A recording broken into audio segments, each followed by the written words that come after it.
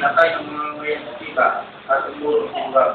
Dahil kinapatay ni Saul ang mga ginagwisa o gabunita at hindi pa heros siya ng dugo. 3 taon nagutom ang Israel. Kaya upang mapawi ang pagkakasala sa dugo, pinatay ang 7 lalaki sa sambayan ni Saul.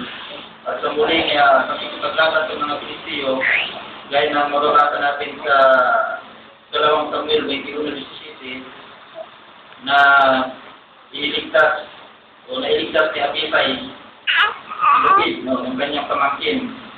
Ito si Abisai, pamangkin ni David, mga kapatid. At basahin natin ang binanggit ng Kabanatang 21, Talatang 17. Nasabi, kaagad na sumaklulog sa Abisai na anak ni Seriwat at pinabatak ang Pilubi at pinatay ito.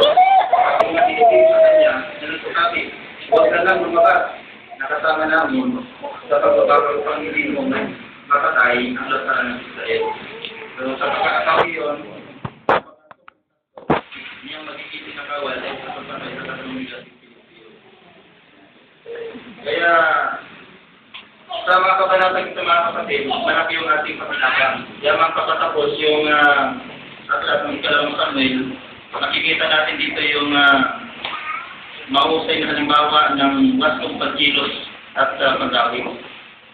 At isa pa, mapapakinabangan natin dito yung pagpakubaba sa harap ng Diyos.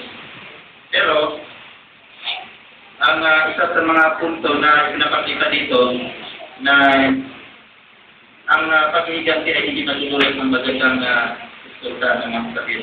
So ano ang pwede nating makukuha ng aral dito? Bilang mga nakabagong dito ng Diyos na yung ngayon, sabi dito, mahalaga yung katapatan natin na sa organisasyon ni para magtiwala